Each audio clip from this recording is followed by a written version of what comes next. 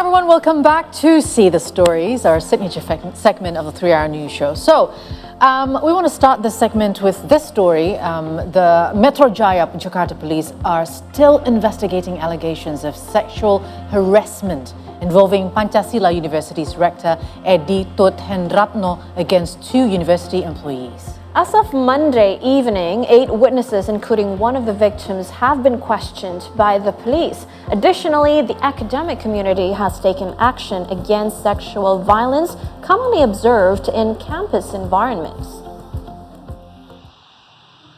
Several academics at Pancasila University protested against alleged sexual violence within the campus, prompted by accusations against the university's rector Edi Tut Hendratno for allegedly harassing 2 university employees.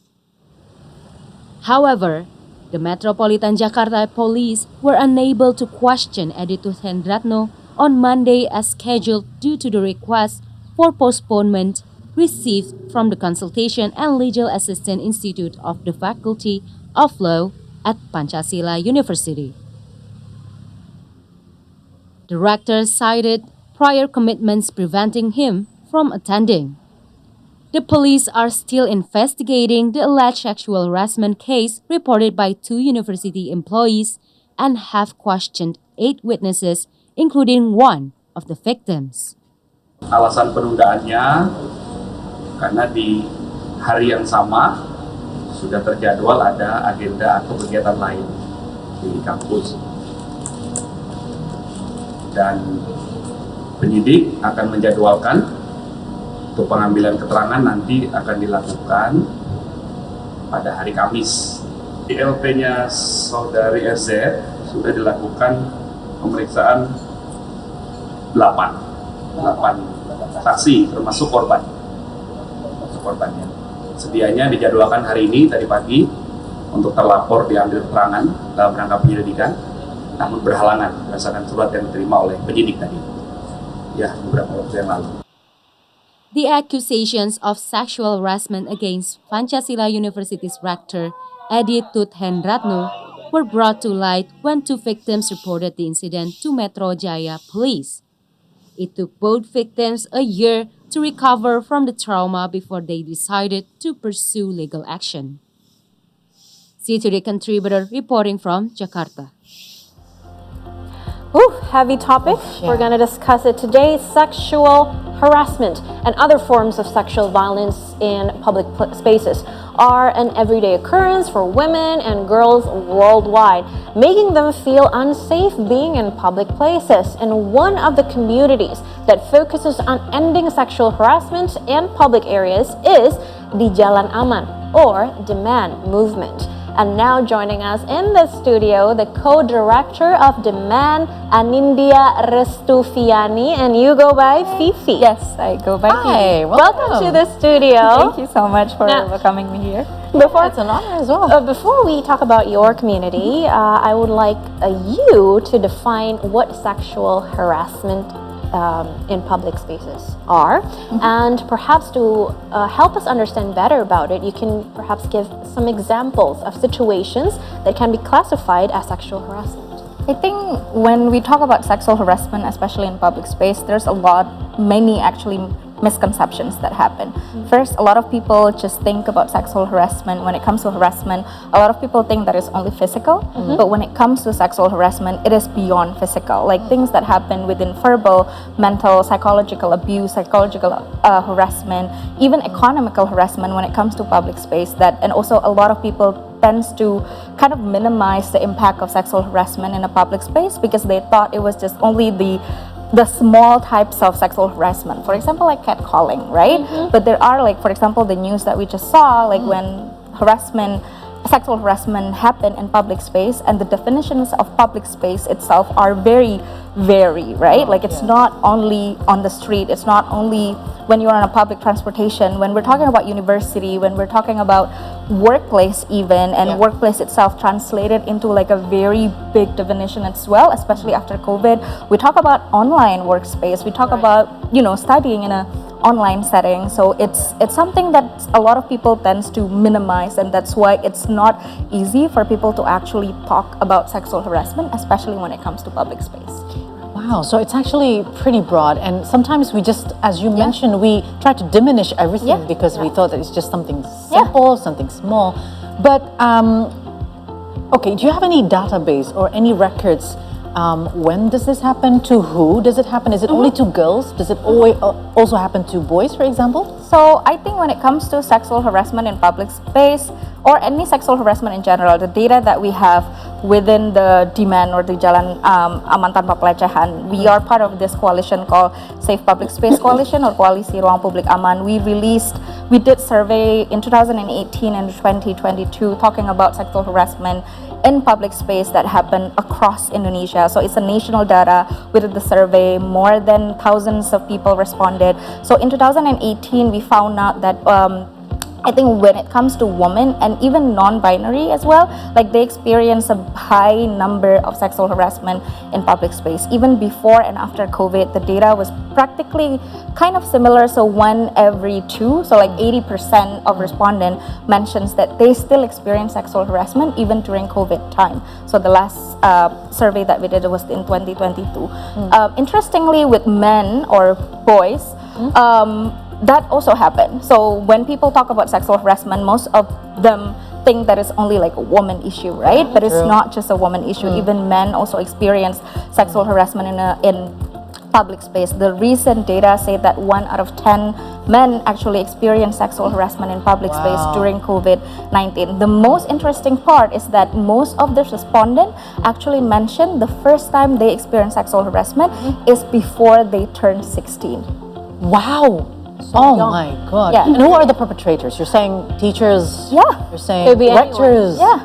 So I think like when it comes to, again, another misconception is that when people talk about sexual harassment in public space, they only think that the perpetrators are strangers because they think that it happened in public transportation, it happened on the street when you just barely know them. So that's exactly why we did the survey, because we want to debunk all of this misconception. That's true. So based on the recent data, like the highest number is definitely strangers, right? But the second one are friends, colleagues, even your neighbors, your family are boss. still, your boss, like your teachers, and also like lecturers, people who are in power are actually the one who also perpetrators of sexual harassment. I still find it hard to understand why people do sexual harassment in public places, because people with a right mind, with a healthy mind, wouldn't do such thing, right? That's wrong. I mean, people with a healthy mind can differentiate between right and wrong. And in public places, all eyes are on you, right? Why do you think they do it in public places? I think layers of reasons. First, again, the society that we live in is very patriarchal, right? Yes. They tend to see women as an object. They tend to see, like us as a woman are objects. So, and I think the second one is because the normalizations of it, and nobody actually said anything. Yeah. People just let it slide. Even I sometimes did not have the courage to actually say something because of a lot of stuff. And Safety safety consideration and all of that. And again, it's not on the burden of the person who experienced sexual harassment who needs to say something, especially when it comes to public space, because it means that it's a public space. Other people can see it. Okay. Right? So what do we have to do? I mean, you're doing all these campaigns. Yeah. So who are you targeting? Is it like before 16-year-old kids, or is it, I don't know, lecturers or teachers? Or maybe everyone. I mean, honestly, Bystanders, we're right? targeting everyone, literally, right? Everybody who can access internet, because we do a lot of campaign on social media as well. So I think we also have this thing called bystander intervention method. Yeah. So it's basically like a 5-step for you to be able to kind of like intervene, because people, when talking about interventions, people only think about direct interventions, or like you basically just say, hey, stop doing that. But actually there are other methods, other ways for you to be able to intervene without you actually engaging to the perpetrator. All right, that's smarter. Right? So like, for example, like this is the things that people would never kind of think about before. Like, for example, like when you're on a public transportation and then you saw someone being kind of like touchy to other kids, and then you can just like, I don't know, like offer them a seat, or like just pretending like you know that person. Like, for example, you're sitting in a coffee shop, so you know someone is being super uncomfortable. You can just like, hey, like, I think we don't know each other, right? Like, so to make sure that Try to save her or him. It's surprising that sexual harassment happen very, very often. I mean, I can name more than 10 people who have experienced such situation, but most of them, according to their stories, during that situation, it was hard for them to speak up. Like, they froze. Yeah, they sort of froze. Yeah, I had this experience. Is there any method for us, well, knock on wood, but should that happens to us, what do we do? I mean, because that happens, right? Yeah, it's understandable. That still happened to me, despite that I talk about this every day. When someone can call me on the street, sometimes I have the energy to say something, but also sometimes I don't have the energy to say anything. For example, like these things that happen in Universitas Pancasila, imagine them being an employee and then somebody who harassed them are actually the one who has a lot of power on their life, right? Like, if they say something, they could get fired. They could get, I don't know, like things could happen to them, right? Being threatened and everything. So I think it's the same thing with us, whoever it is, and being harassed is not like a light things that happen, right? So for me, it's normal if you froze. But I think one of the things that I always told people is that just feel it, like, you know what I mean? Like, just understand that it happened. But I think one of the things that you need to be strong about is to have it in your mind that this is not your fault. Because most of victims, most of the time, they will blame themselves. Like, why did I do this? Why did I do that? And when they tell their friends, their peers, their family, most of the time, why did you dress like that? Too sexy. Or maybe someone who's trying to be quote unquote helpful will say, like, if I were you, I would do this. Will it happen? Whatever your suggestion is. So you have to come to a stage where you have this sort of like radar where you can actually pinpoint somebody. Oh, okay, I think he or she will have that sort of potential to do that, right? But I mean, looking back at the case at Universitas Pancasila, if it happens to people or to certain, let's say, students or people who work there, but they want to be the object of that, that sort of like stops the ideal situation of stopping that sexual harassment. What do you mean by? Like, okay, for example, some people feel that it's okay when somebody does that to her or him, and that sort of like stops the action of preventing it going further. But I think like the idea is also, I think that's why education to everyone is important. One, I think this is also when we talk about sexual harassment, a lot of people discuss about consent, right? And consent, one individual to other individual can look very differently. Just because something that happened to you and you feel okay, doesn't mean that something that happened to other people should feel okay. So I think that's something that we have to put in our mind. And that's why every time we do training and all of this education, one of the things that we try to give awareness to is not only what are sexual harassment, but also how consent could look like, right? So I think, for example, like when people say, oh, that I was fine, probably they were not, because they're not aware that what happened was actually sexual harassment, or it could be the other way around. So yeah. I see. It's getting quite complicated. I mean, this has to start really early from the school levels, and sometimes, as you mentioned, we are built by this sort of like tradition and all that. Even words that we say to the victims can be wrong. So, what is your suggestion? I mean, if the campaign only starts now, and maybe you're not targeting specifically to certain age or certain students at school, let's say.